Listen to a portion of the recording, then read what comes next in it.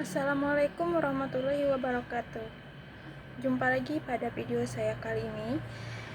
Perkenalkan sebelumnya, nama saya Rinesa Arfianola dengan NIM 2303283. Nah, jadi pada video saya kali ini saya akan membahas tentang identifikasi stakeholder strategis, analisis kepentingan, dan pembangunan koalisi advokasi dalam agribisnis. Nah, ada pula latar belakang yang melatar belakangi judul saya kali ini, yaitu sektor agribisnis itu merupakan salah satu sektor yang memiliki peran penting dalam pembangunan ekonomi nasional. Nah, selain berfungsi sebagai penyedia pangan bagi masyarakat, sektor agribisnis juga berkontribusi terhadap penciptaan lapangan kerja, peningkatan pendapatan masyarakat, serta pengembangan wilayah pedesaan.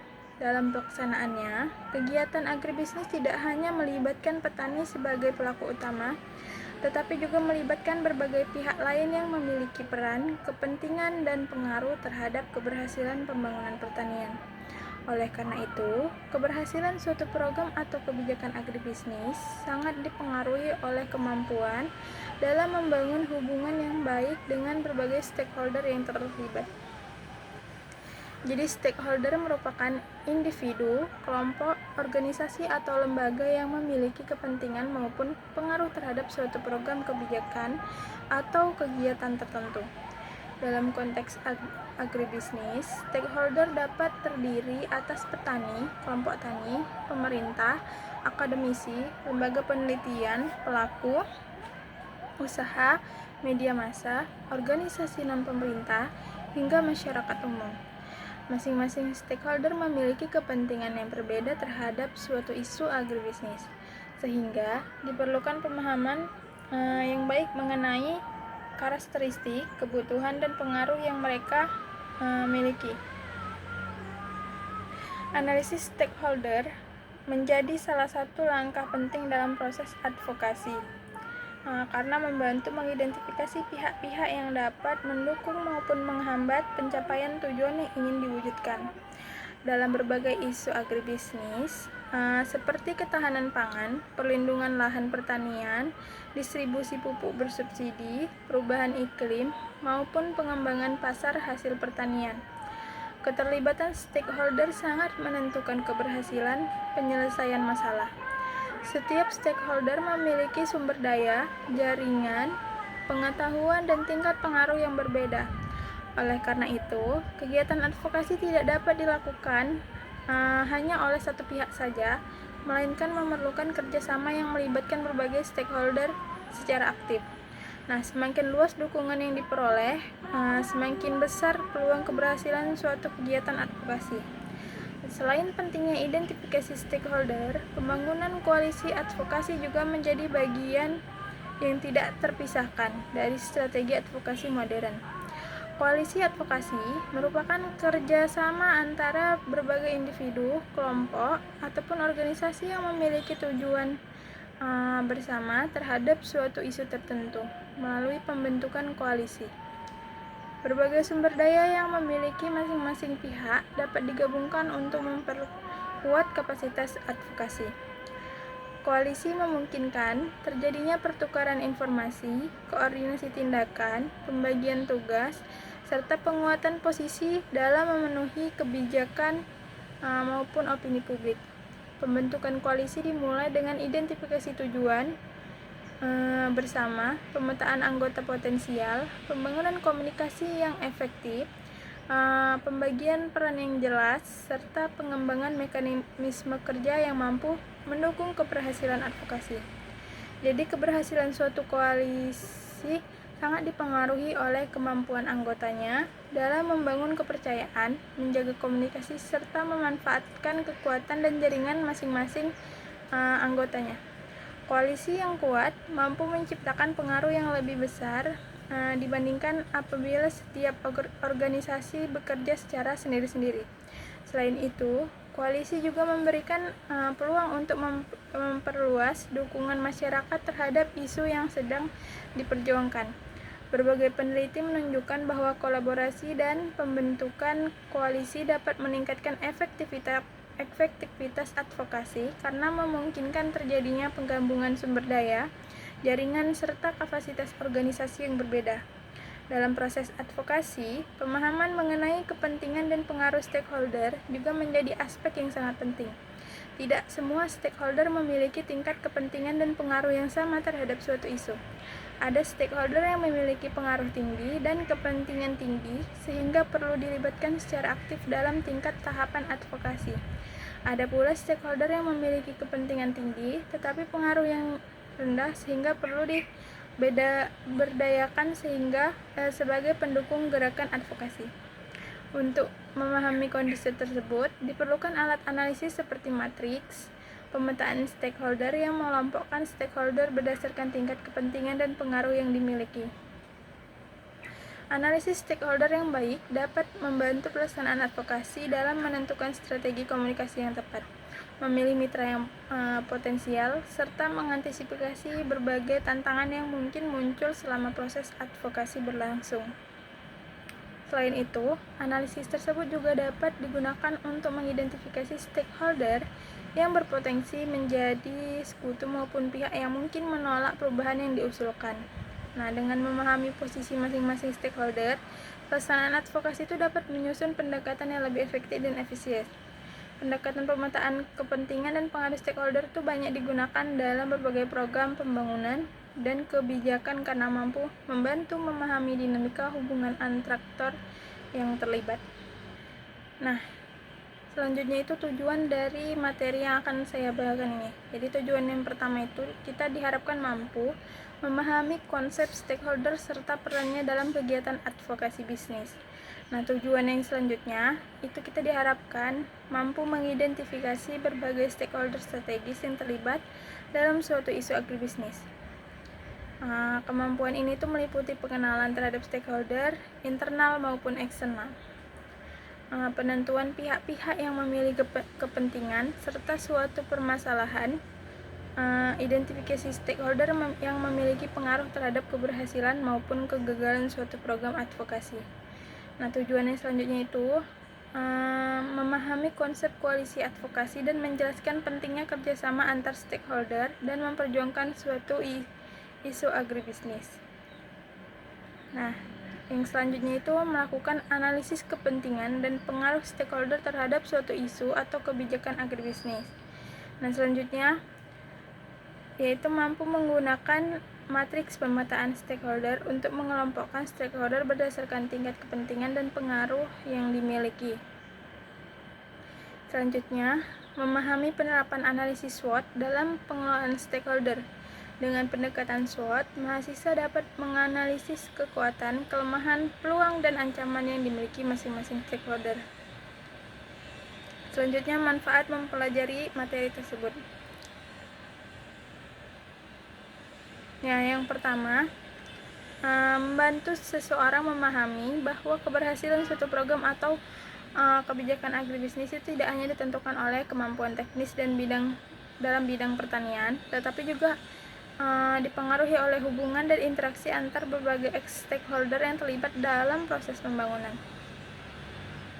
Nah, selanjutnya itu meningkatkan kemampuan dalam mengidentifikasi stakeholder yang berkaitan dengan suatu isu agribisnis. Nah, manfaat selanjutnya yaitu membantu dalam memahami hubungan antara kepentingan dan pengaruh stakeholder dalam praktik advokasi. Tidak semua stakeholder memiliki tingkat pengaruh yang sama. Selanjutnya itu bermanfaat untuk meningkatkan kemampuan komunikasi dan kerjasama.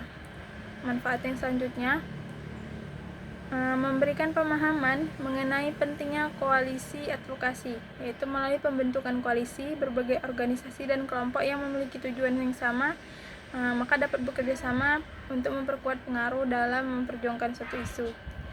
Selanjutnya itu membantu memahami proses pengambilan keputusan dalam kebijakan publik yang berkaitan dengan sektor agribisnis.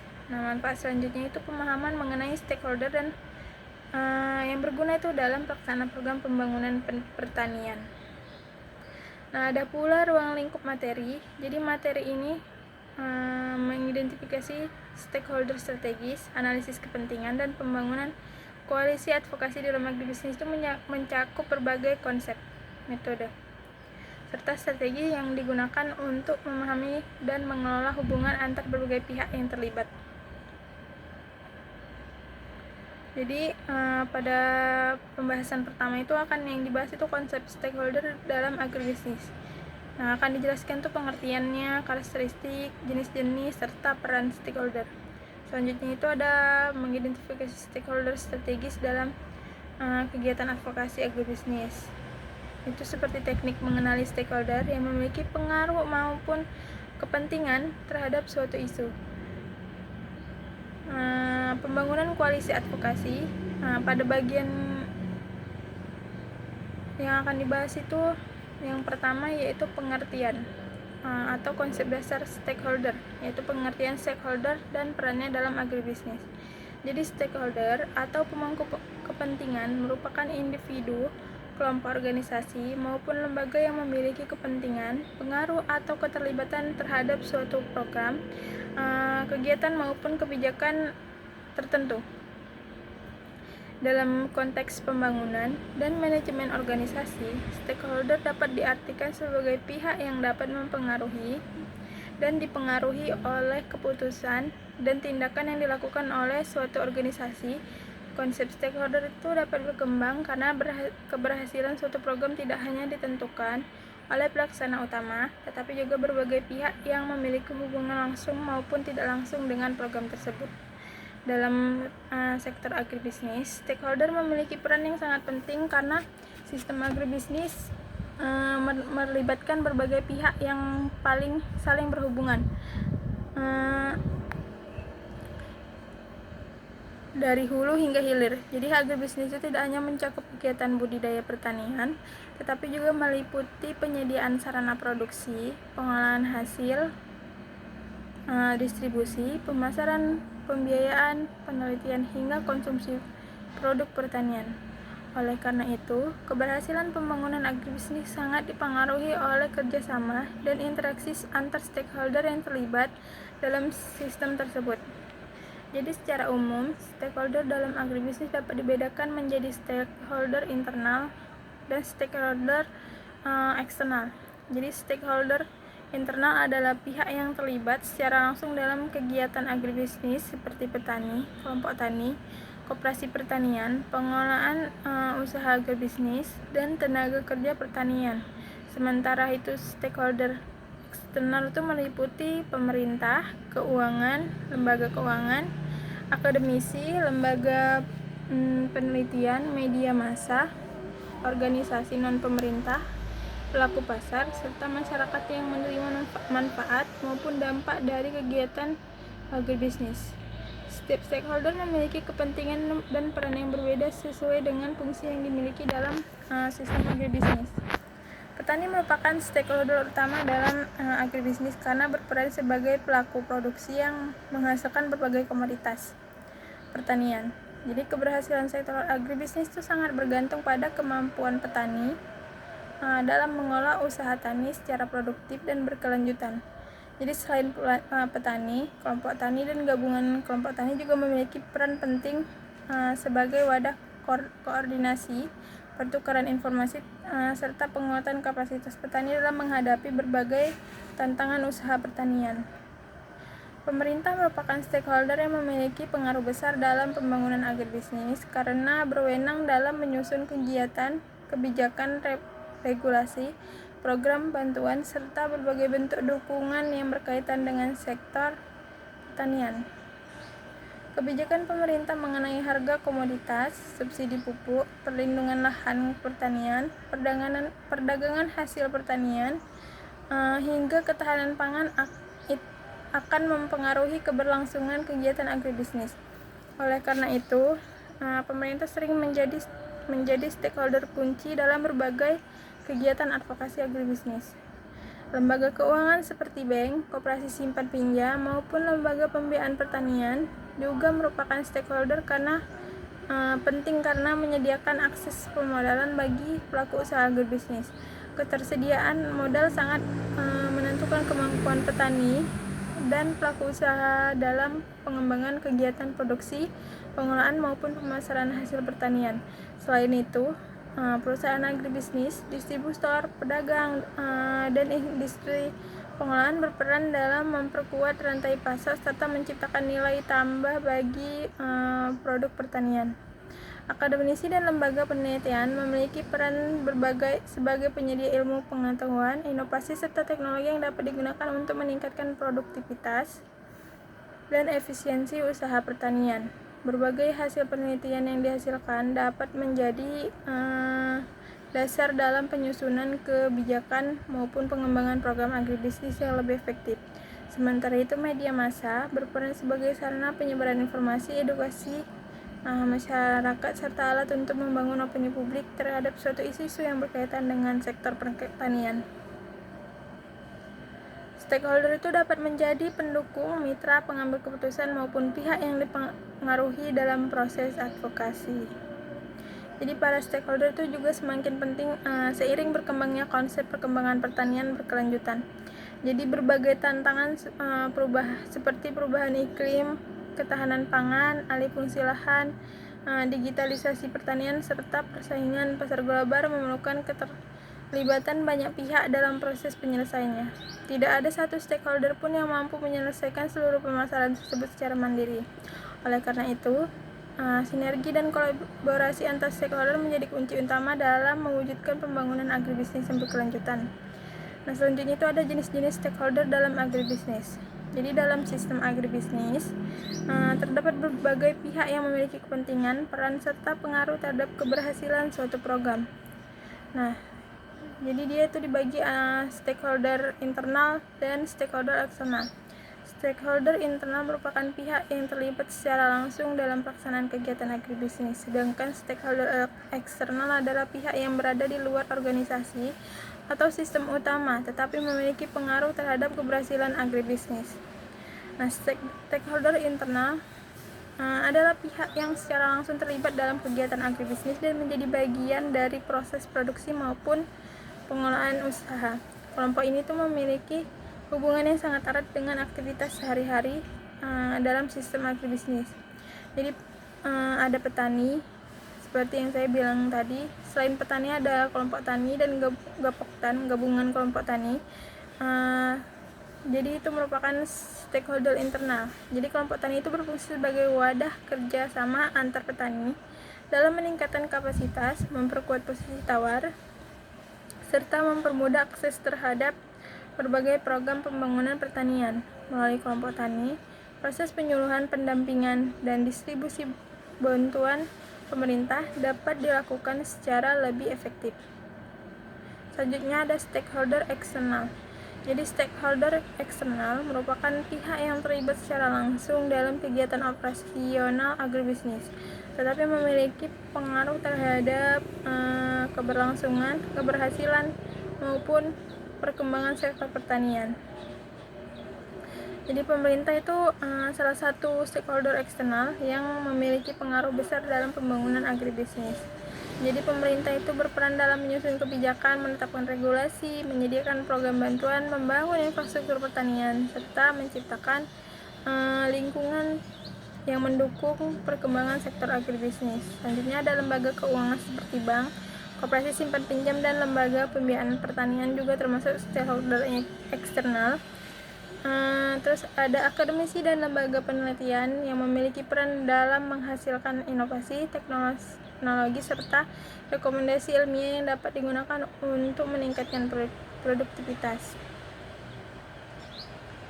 Media massa dan media digital juga termasuk stakeholder eksternal. Selanjutnya itu ada stakeholder primer, sekunder, dan kunci. Jadi selain berdasarkan tingkat keterlibatannya, stakeholder itu dapat dibagi menjadi stakeholder primer, sekunder, dan kunci. Jadi stakeholder primer itu adalah pihak yang secara langsung menerima dampak dari suatu program atau kebijakan.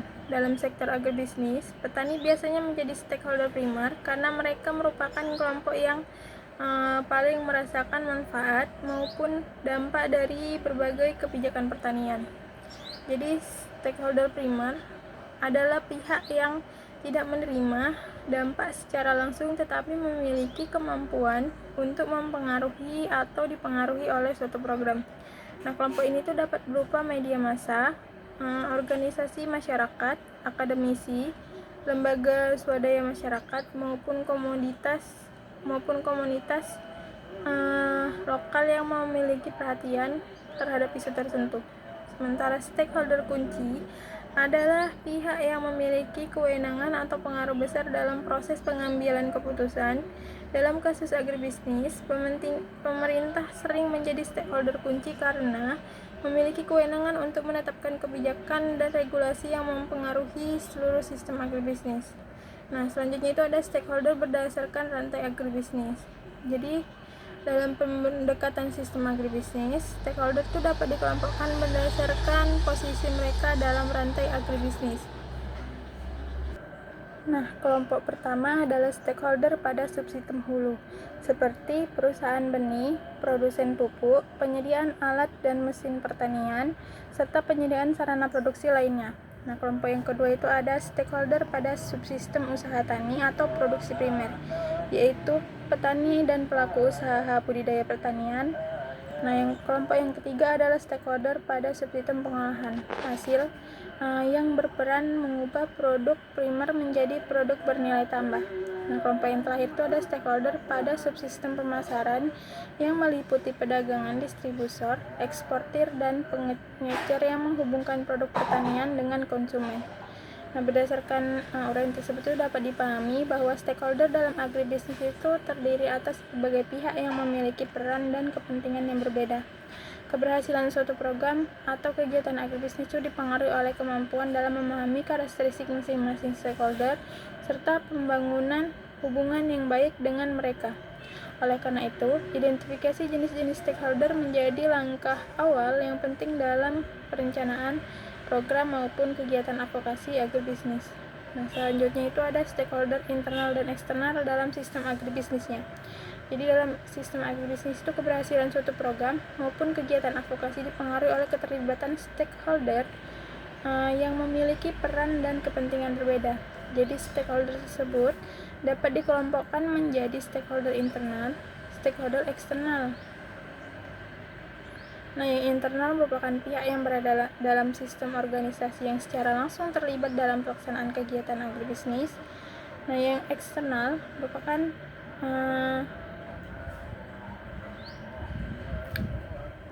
pihak yang berada di luar sistem atau organisasi tetapi memiliki kepentingan maupun pengaruh terhadap kegiatan agribisnis. Selanjutnya, pentingnya stakeholder ke dalam keberhasilan advokasi agribisnis. Jadi keberhasilan suatu kegiatan advokasi agribisnis tidak hanya ditentukan oleh kualitas program atau kekuatan argumentasi yang disampaikan, tetapi juga sangat dipengaruhi oleh keterlibatan stakeholder yang berkepentingan terhadap isu yang diperjuangkan. Stakeholder memiliki peran penting karena mereka dapat menjadi pendukung, mitra, pengambil keputusan, sumber informasi, maupun pihak yang menerima dampak dari kebijakan yang diadvokasikan. Oleh karena itu, pemahaman terhadap stakeholder menjadi salah satu faktor kunci yang merancang dan melaksanakan kegiatan advokasi yang efektif. Dalam konteks agribisnis, berbagai permasalahan seperti distribusi pupuk, bersubsidi, perlindungan lahan pertanian, ketahanan pangan, perubahan iklim, akses pasar, dan kesejahteraan petani melibatkan banyak pihak dan kepentingan yang berbeda-beda. Setiap stakeholder memiliki pandangan, kebutuhan, serta tingkat pengaruh yang berbeda terhadap suatu isu. Apabila stakeholder yang relevan tidak dilibatkan dalam proses advokasi, maka kemungkinan besar program yang dirancang akan menghadapi hambatan dalam pelaksanaannya. Oleh karena itu, keterlibatan stakeholder sejak tahap awal menjadi langkah penting dalam mendukung keberhasilan advokasi. Keterlibatan stakeholder yang bermakna membantu memahami perspektif berbagai pihak hingga keputusan yang dihasilkan menjadi lebih tepat dan dapat diterima secara luas. Nah, salah satu alasan penting stakeholder dalam agribisnis adalah karena stakeholder dapat memberikan informasi dan data yang dibutuhkan dalam proses pengambilan keputusan. Petani sebagai pelaku usaha misalnya memiliki pengalaman langsung mengenai berbagai permasalahan yang terjadi di lapangan. Akademisi dan lembaga penelitian itu dapat menyediakan data ilmiah dan hasil kajian yang memperkuat argumentasi advokasi. Sementara itu, pemerintah memiliki informasi mengenai kebijakan dan regulasi yang berlaku. Dengan menggabungkan berbagai sumber informasi tersebut, kegiatan advokasi itu dapat disusun berdasarkan fakta dan kebutuhan yang nyata. Jadi stakeholder juga berperan dalam meningkatkan legitimasi kegiatan advokasi. Semakin banyak pihak yang mendukung suatu isu, semakin besar pula peluang isu tersebut mendapat perhatian dari pembuat kebijakan. Jadi dukungan dari kelompok tani, organisasi masyarakat, akademisi, media massa, dan masyarakat umum dapat memperkuat posisi advokasi sehingga lebih mudah diterima oleh pemerintah maupun pihak yang memiliki kewenangan dalam pengambilan keputusan. Advokasi yang didukung oleh berbagai stakeholder umumnya memiliki daya tawar yang kuat dibandingkan advokasi yang dilakukan oleh satu kelompok saja. Di penelitian mengenai organisasi advokasi pertanian menunjukkan bahwa jaringan kolaboratif dan komunikasi dengan stakeholder menjadi salah satu faktor penting dalam memperkuat kapasitas advokasi. Jadi selain meningkatkan legitimasi, stakeholder juga berperan dalam penyediaan berbagai sumber daya yang diperlukan dalam proses advokasi. Jadi sumber daya tersebut dapat berupa informasi, tenaga, jaringan, pendanaan, fasilitas, maupun dukungan moral. Dalam banyak kasus, keberhasilan suatu kegiatan advokasi sangat bergantung pada kemampuan menggabungkan sumber daya yang dimiliki oleh berbagai stakeholder. Melalui kerjasama yang baik, keterbatasan yang dimiliki oleh satu pihak dapat ditutupi oleh kelebihan yang dimiliki pihak lain. Pentingnya stakeholder juga terlihat dalam proses pembangunan koalisi advokasi. Jadi koalisi itu terdiri atas berbagai stakeholder, memungkinkan terjadinya pembagian tugas dan tanggung jawab yang lebih efektif. Setiap stakeholder dapat berkontribusi sesuai dengan kapasitas dan keahliannya masing-masing. Misalnya akademisi yang berperan dalam penyediaan data dan kajian ilmiah, media membantu penyebarluasan informasi kepada masyarakat, sementara organisasi petani berperan dalam mobilisasi dukungan dari kelompok sasaran.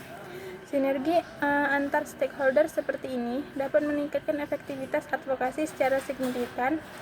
Keberhasilan program pertanian berkelanjutan sering kali ditentukan oleh adanya tujuan bersama, kepercayaan, dan koordinasi yang baik antar stakeholder. Jadi stakeholder itu juga memiliki peran penting dalam mengurangi potensi konflik yang dapat muncul selama proses advokasi. Perbedaan kepentingan merupakan hal yang umum terjadi dalam berbagai isu agribisnis. Melalui keterlibatan stakeholder sejak awal, berbagai perbedaan pandangan dapat didiskusikan secara terbuka sehingga solusi yang dihasilkan lebih mudah diterima oleh semua pihak. Pendekatan partisipatif yang melibatkan stakeholder terbukti mampu membantu membangun rasa memiliki terhadap program serta meningkatkan keberlanjutan hasil yang dicapai. Jadi di era modern, pentingnya stakeholder itu semakin meningkat karena proses pembangunan pertanian tidak lagi dilakukan dengan secara top-down, melainkan melakukan pendekatan kolaboratif yang menekankan partisipasi berbagai pihak. Jadi organisasi internasional seperti FAO juga menekankan bahwa keterlibatan stakeholder mampu meningkatkan kualitas perencanaan, memperkuat kepemilikan lokal terhadap program, serta mampu menyelesaikan berbagai permasalahan yang muncul selama pelaksanaan kegiatan. Jadi dapat dipahami bahwa stakeholder memiliki peran yang sangat penting dalam keberhasilan advokasi. Stakeholder tidak hanya berfungsi sebagai pihak yang terdampak oleh suatu kebijakan, tetapi juga sebagai sumber informasi, pendukung, mitra, strategis, penyedia sumber daya, serta aktor yang dapat mempengaruhi proses pengambilan keputusan. Nah, selanjutnya itu ada hubungan stakeholder dengan pengambilan keputusan dalam agribisnis. Jadi, pengambilan keputusan merupakan salah satu proses penting dalam kegiatan agribisnis karena menentukan arah kebijakan, strategi usaha, serta sebagai program yang dilaksanakan. Jadi keputusan yang diambil dalam sektor agribisnis itu seringkali tidak hanya berdampak pada satu pihak, tetapi juga mempengaruhi berbagai pihak yang memiliki kepentingan terhadap kegiatan tersebut. Jadi stakeholder itu memiliki hubungan yang erat dalam proses pengambilan keputusan karena mereka merupakan pihak yang akan menerima dampak dari keputusan yang dibuat. Dalam konteks agribisnis, keputusan itu mengenai distribusi pupuk, penerapan harga komoditas, pengembangan kawasan pertanian, perlindungan lahan pertanian, hingga program pemberdayaan petani akan mempengaruhi kehidupan dan aktivitas berbagai stakeholder. Nah, selanjutnya, hubungan stakeholder dengan pengambil keputusan itu dapat dilihat dalam pembentukan forum kolaborasi atau koalisi dalam banyak kasus agribisnis. Keputusan yang melibatkan banyak pihak akan lebih efektif apabila dibahas melalui mekanisme yang memungkinkan seluruh stakeholder menyampaikan pandangannya. Forum itu memberikan kesempatan bagi berbagai pihak untuk berdiskusi, bertukar informasi, serta mencari solusi yang dapat diterima. Nah, selanjutnya itu ada tantangan pengelolaan stakeholder dalam agribisnis. Jadi pengelolaan stakeholder itu merupakan salah satu aspek penting dalam kegiatan agribisnis. Nah, jadi ada beberapa tantangan yang dihadapi. Salah satu tantangan utama yaitu pengelolaan stakeholder adalah perbedaan kepentingan antar pihak yang terlibat. Jadi dalam sektor agribisnis itu setiap stakeholder memiliki tujuan yang tidak selalu sama. Petani umumnya menginginkan peningkatan pendapatan dan jaminan harga yang menguntungkan. Nah, pemerintah itu berupaya menjaga stabilitas pangan dan kesejahteraan masyarakat. Pelaku usaha lebih berfokus pada efisiensi produk dan keuntungan ekonomi, sedangkan organisasi lingkungan itu sering menekankan pentingnya keberlanjutan sumber daya alam. Jadi perbedaan kepentingan tersebut itu dapat menimbulkan konflik apabila tidak dikelola dengan baik. Permasalahan agribisnis modern itu sering dikategorikan sebagai weak problem karena melibatkan banyak pihak dengan nilai dan kepentingan yang berbeda sehingga membutuhkan pendekatan kolaboratif dalam penyelesaiannya. Selanjutnya ada perbedaan tingkat pengaruh dan kekuatan antar stakeholder. Jadi tidak semua stakeholder itu memiliki kemampuan yang sama dengan memengaruhi proses pengambilan keputusan. Selanjutnya ada kurangnya komunikasi yang efektif juga menjadi tantangan yang penting. Jadi pada pengelolaan stakeholder gitu. Selain itu ada komunikasi. Jadi tingkat partisipasi stakeholder yang berbeda-beda juga terjadi tantangan tersendiri. Tidak semua stakeholder itu memiliki tingkat keterlibatan yang sama gitu. Nah, tantangan yang selanjutnya adalah keterbatasan sumber daya yang dimiliki oleh stakeholder. Jadi sumber daya tersebut dapat berupa dana, tenaga kerja, informasi, teknologi, maupun kapasitas organisasi lainnya. Selanjutnya ada stakeholder strategis dalam agribisnis. Nah, yang pertama itu ada konsep stakeholder strategis. Jadi dalam setiap kegiatan advokasi, tidak semua stakeholder itu memiliki tingkat kepentingan dan pengaruh yang sama. Jadi secara umum, stakeholder strategis itu dapat diartikan sebagai individu, kelompok, organisasi atau lembaga yang memiliki pengaruh besar terhadap pencapaian tujuan suatu program atau kegiatan advokasi. Jadi stakeholder strategis biasanya memiliki kewenangan dalam pengambilan keputusan, akses terhadap sumber daya penting, kemampuan membentuk opini publik, atau kapasitas untuk mempengaruhi pihak lain. Oleh karena itu, stakeholder strategis sering menjadi sasaran utama dalam berbagai kegiatan advokasi yang bertujuan mendorong perubahan kebijakan maupun penyelesaian suatu permasalahan. Nah, konsep stakeholder itu berangkat dari pandangan bahwa keberhasilan suatu organisasi atau program itu dipengaruhi oleh berbagai pihak yang dapat mempengaruhi maupun dipengaruhi oleh keputusan yang diambil. Jadi stakeholder strategis itu dapat berasal dari berbagai kelompok. Pemerintah sering menjadi stakeholder strategis karena memiliki kewenangan dan menyusun dan menetapkan kebijakan yang berkaitan dengan sektor pertanian.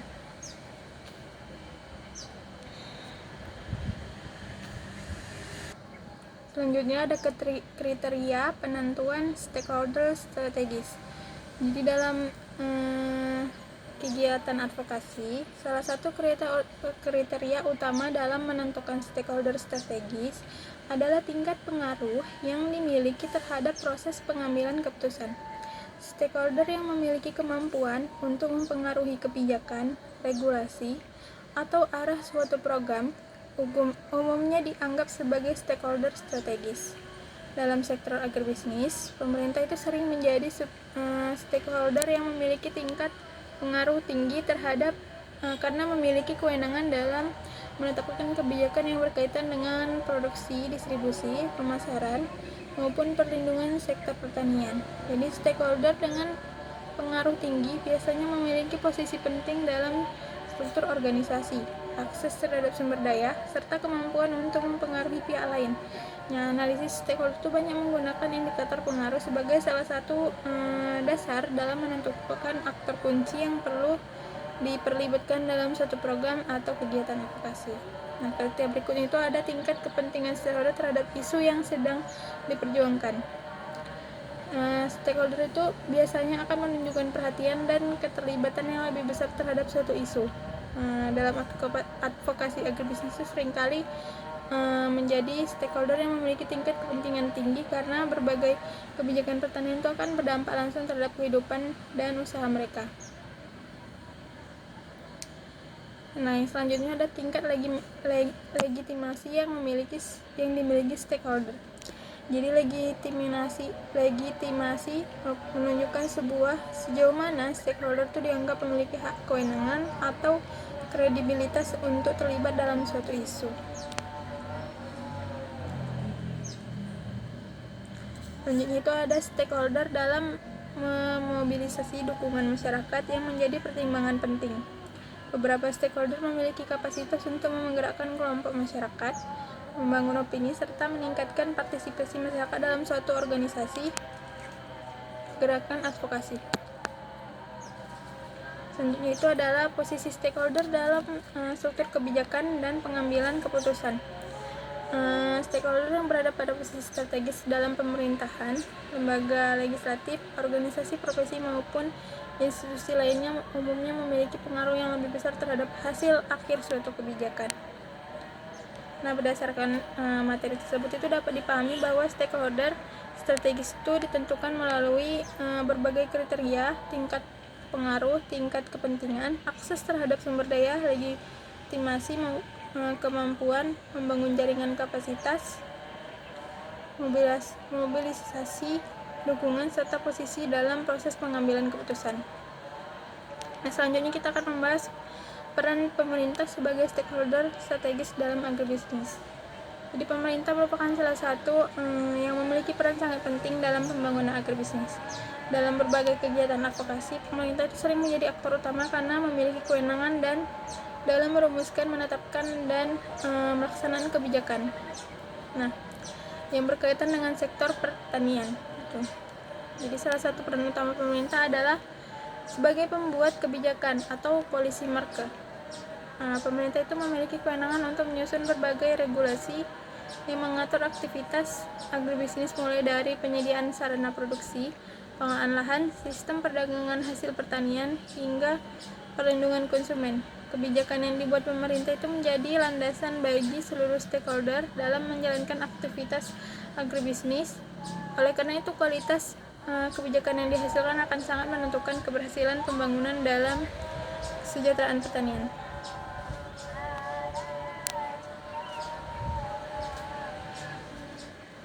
Nah, selanjutnya itu ada peran organisasi petani dan kelompok tani sebagai stakeholder strategis. Organisasi petani dan kelompok tani merupakan salah satu stakeholder strategis yang memiliki peran penting dalam kegiatan advokasi agribisnis. Keberadaan organisasi itu penting petani itu menjadi sarana bagi petani untuk menyatukan aspirasi, memperkuat posisi tawar, serta meningkatkan kemampuan dalam memperjuangkan berbagai kepentingan yang berkaitan dengan sektor pertanian. Jadi dalam banyak kasus tuh organisasi petani menjadi jembatan antara petani dengan pemerintah, pelaku usaha, lembaga keuangan, akademisi maupun stakeholder lainnya, sehingga berbagai kebutuhan dan permasalahan petani itu dapat disampaikan secara lebih terorganisasi. Jadi kelompok tani itu merupakan kelembagaan petani yang dibentuk atas dasar kesamaan kepentingan, kondisi lingkungan, dan tujuan usaha pertanian. Melalui kelompok tani, petani itu dapat bekerja sama dalam berbagai kegiatan penyediaan sarana produksi, pengelolaan usaha tani, pemasaran hasil pertanian, serta pengembangan kapasitas sumber daya manusia. Kelompok tani juga menjadi wadah pembelajaran bagi petani untuk memperoleh informasi, teknologi, dan inovasi yang dapat meningkatkan produktivitas usaha pertanian. Nah, selanjutnya itu ada peran akademisi, penelitian, dan perguruan tinggi dalam advokasi agribisnis. Jadi akademisi, penelitian, dan perguruan tinggi merupakan stakeholder strategis yang memiliki peran penting dalam mendukung keberhasilan advokasi agribisnis. Dalam berbagai kegiatan advokasi, keberadaan akademisi dan lembaga pendidikan tinggi sangat dibutuhkan karena mampu menyediakan data, informasi, hasil penelitian, serta rekomendasi ilmiah yang dapat digunakan sebagai dasar dalam penyusunan kebijakan maupun pengambilan keputusan. Jadi advokasi yang didukung oleh bukti ilmiah umumnya memiliki tingkat kredibilitas yang tinggi sehingga lebih mudah diterima oleh pemerintah, pelaku usaha maupun masyarakat. Jadi salah satu peran utama akademisi dalam advokasi agribisnis adalah sebagai penyedia data dan informasi ilmiah.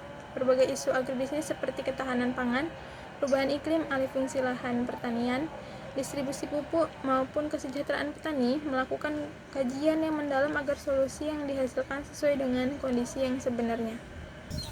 Selanjutnya ada peran media massa dan media digital sebagai stakeholder strategis dalam advokasi agribisnis.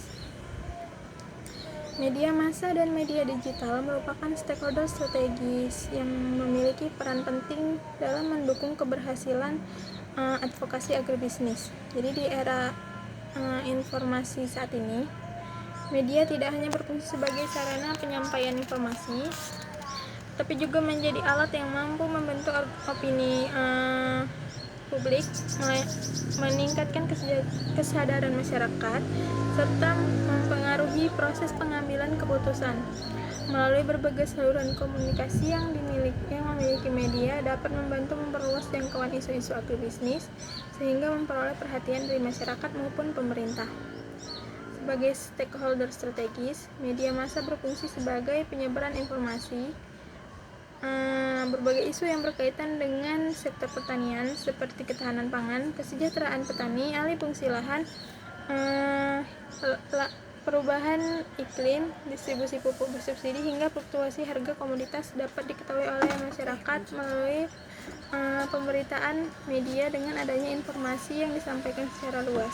Jadi masyarakat itu menjadi lebih memahami berbagai permasalahan yang menjadi di sektor agribisnis sehingga dapat mendorong munculnya perhatian dan dukungan terhadap isu yang sedang diperjuangkan. Media memiliki peran penting dalam penyebarluasan informasi, pembangunan pertanian, dan memberikan pemahaman kepada masyarakat mengenai berbagai program maupun permasalahan yang terjadi di lapangan. Selain itu, media massa juga berfungsi sebagai alat kontrol sosial. Melalui kegiatan jurnalistik, media dapat mengawasi pelaksanaan kebijakan dan program pemerintah yang berkaitan dengan sektor pertanian.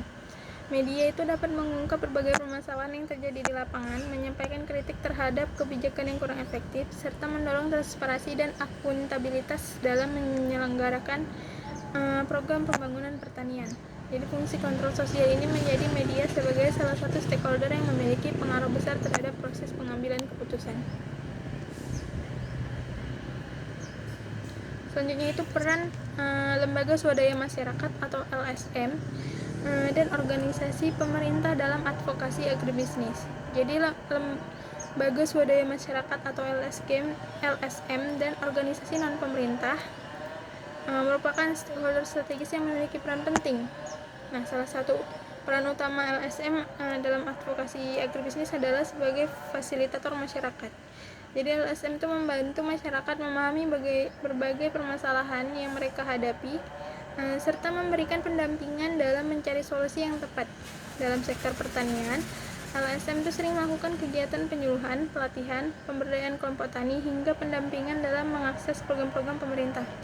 Melalui kegiatan tersebut, petani dapat meningkatkan pengetahuan dan kemampuan dalam mereka dalam mengelola usaha tani maupun memperjuangkan hak-haknya. Jadi LSM juga berperan sebagai penyambung aspirasi masyarakat kepada pemerintah. Ya, tidak semua petani memiliki akses yang memadai untuk berkomunikasi langsung dengan pembuatan kebijakan. Oleh karena itu, LSM membantu menyimpulkan aspirasi, kebutuhan, serta berbagai permasalahan yang dihadapi masyarakat untuk kemudian disampaikan kepada pihak yang berwenang. Dalam banyak kasus, LSM itu menjadi penghubung tuh antar petani dan lembaga pemerintah, sehingga suara masyarakat tuh dapat lebih diperhatikan dalam proses penyusunan kebijakan. Nah, penelitian mengenai pemberdayaan petani menunjukkan bahwa LSM berperan penting sebagai penghubung antar petani dan pengambil kebijakan serta membantu menyampaikan aspirasi petani kepada pemerintah. Selanjutnya itu dia memiliki peran penting sebagai pelaksana advokasi kebijakan, yaitu berbagai isu seperti perlindungan lahan pertanian, reformasi agraria, distribusi pupuk bersubsidi, ketahanan pangan, perlindungan lingkungan, dan kesejahteraan petani sering menjadi fokus kegiatan advokasi yang dilakukan oleh LSM ini gitu. Nah, yang lainnya itu sebagai pengawas pelaksanaan kebijakan dan program pemerintah.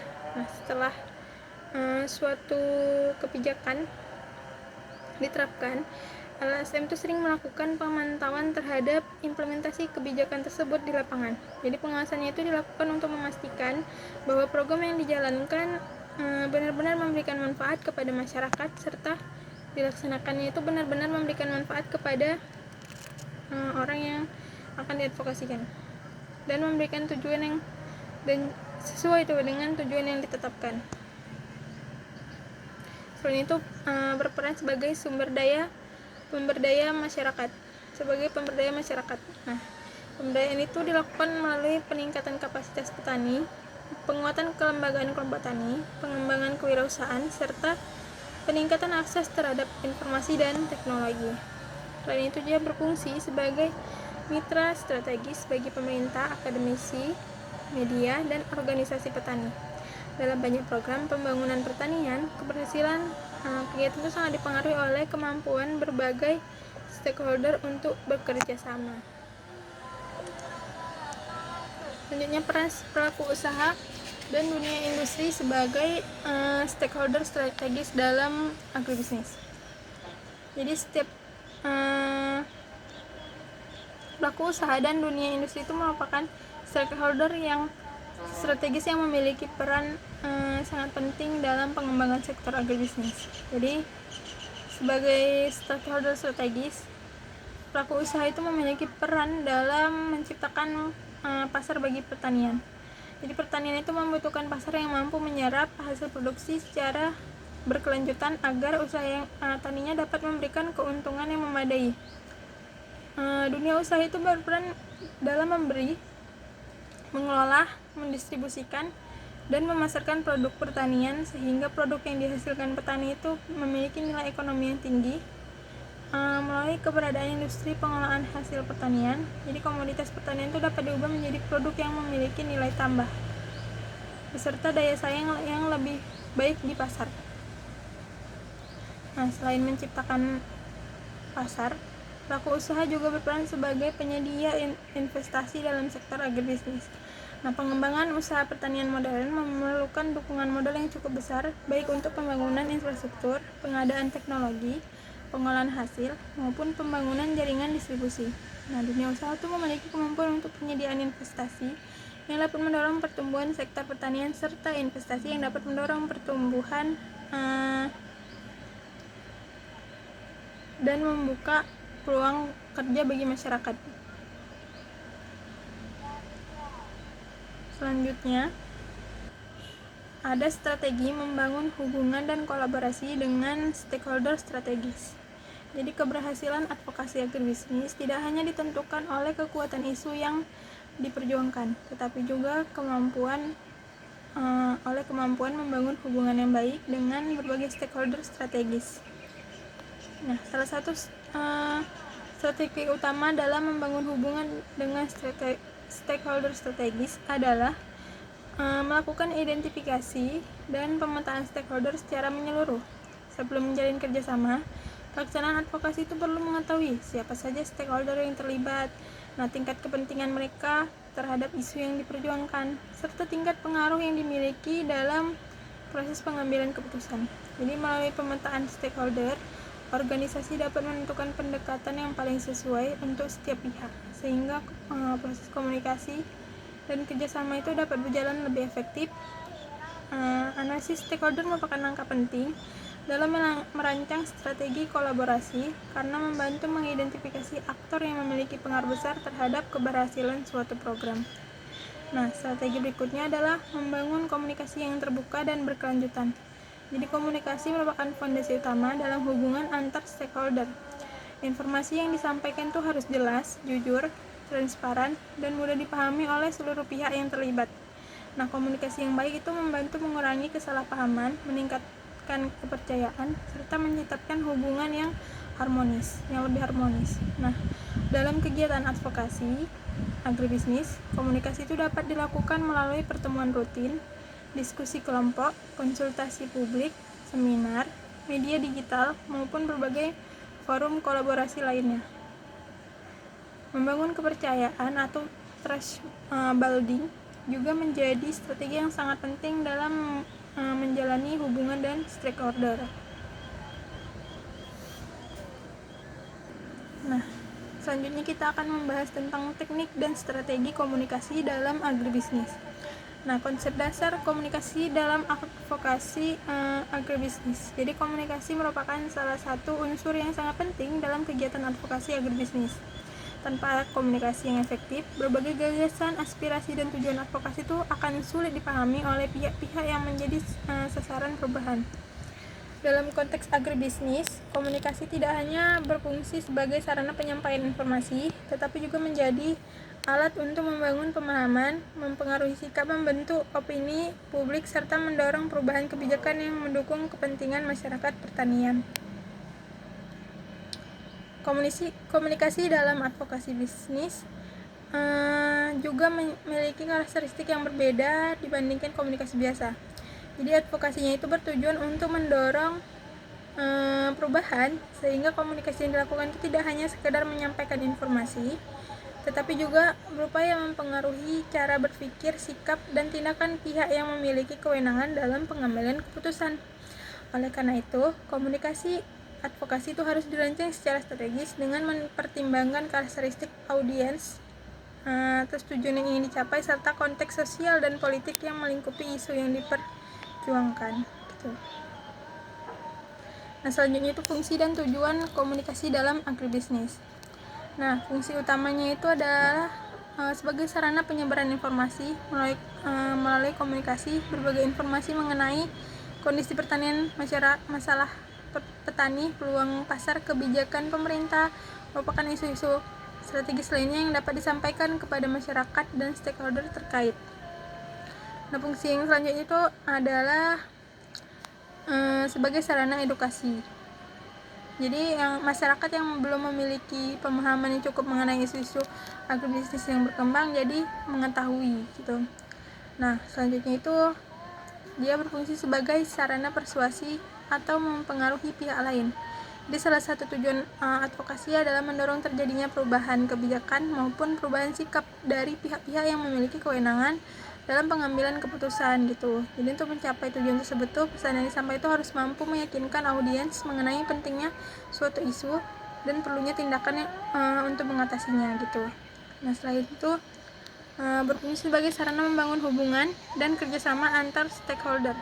Jadi dalam advokasi agribisnis, keberhasilan program seringkali memerlukan dukungan dari berbagai pihak seperti pemerintah, petani, akademisi, media, pelaku usaha, dan organisasi masyarakat.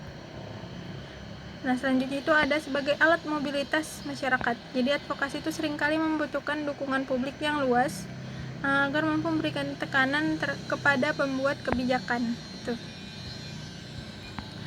Nah, fungsi yang selanjutnya adalah sebagai perkembangan teknologi informasi adalah sebagai fungsi yang paling terakhir, yaitu melalui media digital. Pesan advokasi itu dapat disebarkan secara lebih luas, cepat, dan interaktif. Selanjutnya itu ada pembahasan mengenai unsur-unsur komunikasi dalam advokasi agribisnis. Nah, unsur yang pertama itu adalah komunikator atau sumber pesan. Jadi komunikator merupakan pihak yang menyampaikan informasi, gagasan, pendapat atau pesan kepada pihak lain. Nah, unsur selanjutnya itu merupakan pesan. Pesan merupakan informasi atau gagasan yang ingin disampaikan kepada audiens. Nah, selanjutnya itu ada komunikasi atau penerima pesan, yang merupakan individu atau kelompok yang menjadi sarana komunikasi. Selanjutnya itu yang keempat adalah media atau saluran komunikasi atau channel. Jadi media merupakan sarana yang digunakan untuk menyampaikan pesan dari komunikator kepada komunikan. Nah, unsur selanjutnya itu ada umpan balik atau feedback. Umpan balik merupakan respon yang diberikan oleh penerima pesan setelah menerima informasi dari komunikator. Nah, unsur yang selanjutnya itu adalah efek atau dampak komunikasi. Efek merupakan perubahan yang terjadi pada penerima pesan setelah proses komunikasi berlangsung. Jadi perubahan tersebut dapat berupa peningkatan pengetahuan, perubahan sikap, perubahan perilaku, maupun munculnya dukungan terhadap suatu isu. Selanjutnya itu ada unsur-unsur gangguan komunikasi. Selain unsur-unsur itu terdapat gangguan komunikasi, itu dapat menghambat proses penyampaian pesan. Gangguannya itu berupa perbedaan bahasa, kesalahan interpretasi, keterbatasan akses informasi, kondisi lingkungan yang tidak mendukung, hingga penyebaran informasi yang tidak benar atau hoaks. Dalam kegiatan advokasi, yaitu gangguan komunikasi dapat menyebabkan pesan tidak dipahami dengan baik sehingga tujuan komunikasi menjadi sulit dicapai. Oleh karena itu, komunikasi perlu mengantisipasi berbagai hambatan yang mungkin muncul selama proses komunikasi berlangsung. Selanjutnya itu teknik komunikasi persuasif dalam agribisnis. Komunikasi persuasif merupakan salah satu teknik komunikasi yang paling banyak digunakan dalam kegiatan advokasi. Jadi teknik ini tuh bertujuan mempengaruhi sikap, pendapat dan perilaku seseorang atau kelompok agar bersedia menerima, mendukung atau melakukan tindakan tertentu sesuai dengan tujuan advokasi yang diperjuangkan. Jadi salah satu teknik komunikasi persuasif yang digunakan adalah penggunaan data dan fakta yang akurat. Nah, teknik selanjutnya itu menyesuaikan pesan dengan karakteristik audiens. Teknik selanjutnya itu ada membangun kredibilitas dan komunikator. Di audiens itu cenderung lebih mudah menerima pesan dari sumber yang dianggap memiliki pengalaman dan integritas yang baik. Nah, selain itu ada pendekatan emosional juga dapat meningkatkan efektivitas komunikasi persuasif. Meskipun data dan fakta sangat penting, audiens itu seringkali lebih mudah tersentuh oleh cerita nyata yang menggambarkan dampak suatu permasalahan terhadap kehidupan masyarakat. Selanjutnya itu ada pengulangan pesan secara konsisten. Jadi pesan yang disampaikan itu secara berulang melalui berbagai media dan kesempatan cenderung lebih mudah diingat oleh audiens. Jadi itu dapat juga dilakukan melalui pemberian contoh atau bukti keberhasilannya gitu. Jadi audiens akan lebih mudah menerima suatu gagasan apabila melihat bahwa gagasan tersebut telah berhasil diterapkan di tempat lain gitu. Nah, selanjutnya itu ada teknik partisipasi dan dialogis. Yaitu ini sangat penting. Jadi komunikasi yang efektif bukan hanya berbicara kepada audiens, tetapi juga mendengarkan pendapat, kebutuhan dan kekhawatiran mereka gitu. Jadi melalui dialog yang terbuka, komunikasi dapat memahami perspektif audiens dan dapat menyesuaikan strategi komunikasi yang digunakan gitu. Nah, selanjutnya itu ada teknik negosiasi dalam advokasi agribisnis. Jadi negosiasi merupakan salah satu teknik komunikasi yang sangat penting dalam kegiatan advokasi agribisnis. Dalam banyak kasus, perbedaan kepentingan antar petani, pemerintah, pelaku usaha, masyarakat, maupun stakeholder sering menimbulkan banyak konflik. Jadi negosiasi itu dapat diartikan sebagai proses komunikasi antar dua pihak lebih yang memiliki kepentingan berbeda untuk mencapai kesepakatan yang saling menguntungkan gitu. Selanjutnya ada teknik lobby atau dalam advokasi agribisnis. Jadi lobby atau lobbying merupakan salah satu teknik yang sering digunakan dalam kegiatan advokasi agribisnis untuk mempengaruhi pihak-pihak yang memiliki kewenangan dalam pengambilan keputusan gitu. Jadi melalui lobbying, pelaksanaan advokasi itu berupaya membangun komunikasi secara langsung dengan pembuat kebijakan gitu. Nah, selanjutnya pemanfaatan media komunikasi dalam advokasi. Jadi media komunikasi merupakan salah satu komponen penting dalam kegiatan advokasi. Dalam konteks advokasi agribisnis, media komunikasi itu berfungsi sebagai jembatan antara pelaksanaan advokasi dengan masyarakat, pemerintah, pelaku usaha, akademisi, maupun pihak-pihak lain yang berkepentingan. Jadi media membantu menyampaikan informasi mengenai masalah yang sedang dihadapi, tujuan advokasi yang ingin dicapai, serta berbagai solusi yang ditawarkan gitu.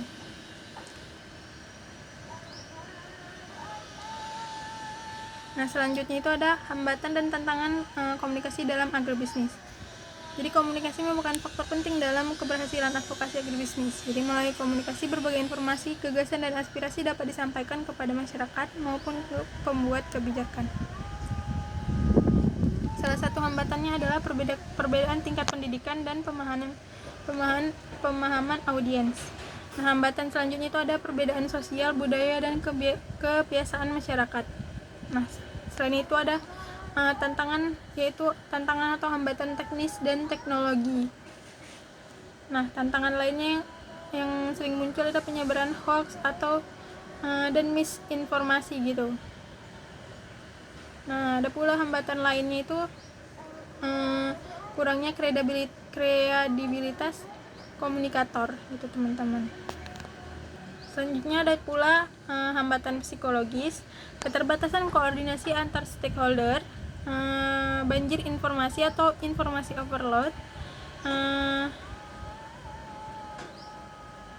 Selain itu ada juga keterbatasan sumber daya. Jadi menjadi tantangan yang dalam komunikasi advokasi gitu.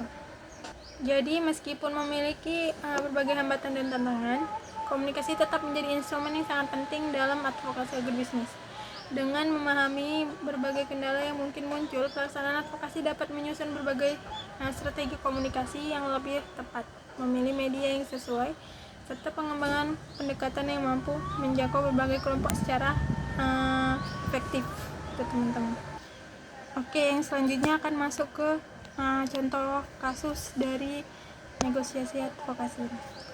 Nah, jadi contoh kasus yang saya ambil kali ini yaitu kasus konflik harga tandan buah segar TBS kelapa sawit antar petani dan pabrik kelapa sawit. Nah, jadi yang melatar belakangi kasus ini yaitu kelapa sawit merupakan salah satu komoditas perkebunan utama di Indonesia yang menjadi sumber pendapatan bagi jutaan petani. Namun dalam praktiknya, petani sawit sering menghadapi permasalahan terkait harga tandan buah segar TBS yang tidak stabil, perubahan harga minyak sawit mentah CPO, biaya operasional pabrik, kegiatan ekspor, serta kondisi pasar global dapat mempengaruhi harga TBS yang diterima petani. Jadi pada satu periode, petani sawit di sebuah daerah itu dapat mengeluh penurunan harga TBS yang dilakukan oleh beberapa pabrik kelapa sawit. Jadi harga yang diterima itu dianggap terlalu rendah dan tidak sebanding dengan biaya produksi yang terus meningkat. Kondisi tersebut menyebabkan pendapatan petani menurun dan munculnya ketidakpuasan terhadap perusahaan pengolahan sawit. Jadi kasus serupa itu pernah terjadi ketika petani swadaya mengeluhkan anjloknya harga TBS hingga pada kisaran 1.800 sampai 2.200 per kilogramnya, sehingga menekankan pendapatan petani. Nah, pihak-pihak yang terlibat dalam kasus ini adalah ada beberapa pihak, yaitu yang pertama ada petani kelapa sawit sebagai produsen TBS. Nah, yang kedua itu ada kelompok tani dan koperasi petani sawit. Yang tiga ada pabrik kelapa sawit PKS atau PKS sebagai pembeli dan pengolah TBS. Terus selanjutnya itu ada dinas perkebunan daerah. Nah, yang kelima itu ada organisasi petani sawit. Yang keenam pemerintah daerah. Dan yang ketujuh atau yang terakhir itu DPRD sebagai pihak yang mengawasi kebijakan daerah. Jadi masing-masing pihak itu memiliki kepentingan yang berbeda gitu. Nah, permasalahan yang dihadapi yaitu petani menilai bahwa harga TBS yang ditetapkan pabrik terlalu rendah dibandingkan harga pasar dan tidak mencerminkan kondisi sebenarnya. Selain itu, petani menganggap kurangnya transparansi dalam proses penentuan harga menyebabkan mereka sulit mengetahui dasar perhitungan yang digunakan oleh perusahaan. Di sisi lain, perusahaan itu berpendapat bahwa penurunan harga dilakukan karena adanya penurunan harga CPO dan kernel di pasar, sehingga mempengaruhi kemampuan perusahaan dalam membeli TBS dengan harga yang lebih tinggi. Faktor biaya operasional dan kondisi pasar menjadi pertimbangan dalam penentuan harga pembelian TBS. Nah, selanjutnya itu akan dilakukan proses lobby yang dilakukan untuk memperjuangkan kepentingan petani, kelompok tani, organisasi petani sawit, melakukan berbagai kegiatan lobby kepada pemerintah, daerah, dan dinas perkebunan. Nah, beberapa langkah yang dilakukan antara lain adalah mengumpulkan data harga TBS yang diterima petani, membandingkan harga TBS antar daerah, menyusun laporan mengenai dampak penurunan harga terhadap pendapat pertanian, mengadakan audiens dengan pemerintah daerah dan DPRD, meminta pemerintah memfasilitasi dialog dengan pihak perusahaan.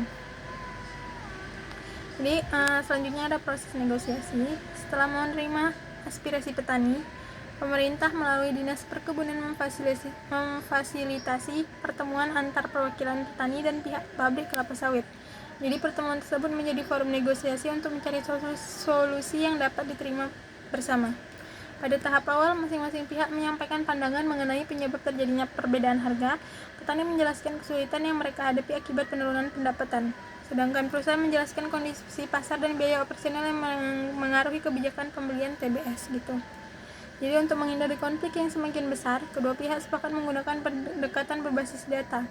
Dinas Perkebunan kemudian memaparkan data harga CPO, harga kernel, biaya pengolahan, dan berbagai faktor lain yang mengaruhi harga TBS. Penetapan harga TBS di berbagai daerah memang dilakukan melalui tim yang melibatkan pemerintah, perusahaan, dan perwakilan petani agar harga yang ditetapkan lebih transparan dan dapat diterima bersama. Jadi kesepakatan yang dicapai, yang pertama itu ada pabrik bersedia meningkatkan transparansi dan proses penentuan harga TBS. Nah, pemerintah daerah yang hasil selanjutnya itu pemerintah daerah membentuk tim pemantau harga yang melibatkan perwakilan petani. Nah, yang ketiga itu dilakukan pertemuan rutin antar petani, perusahaan, dan pemerintah untuk membahas perkembangan harga. Yang keempat itu perusahaan berkomitmen mengikuti ketentuan harga yang ditetapkan sesuai mekanisme yang berlaku. Nah, yang kelima, kelompok tani akan memperkuat kelembagaan petani agar posisi tawar menjadi lebih kuat gitu. Jadi ada pula hasil dan dampaknya. Kesepakatan tersebut memberikan beberapa dampak positif. Hubungan antar petani dan perusahaan itu menjadi lebih baik karena adanya komunikasi yang terbuka.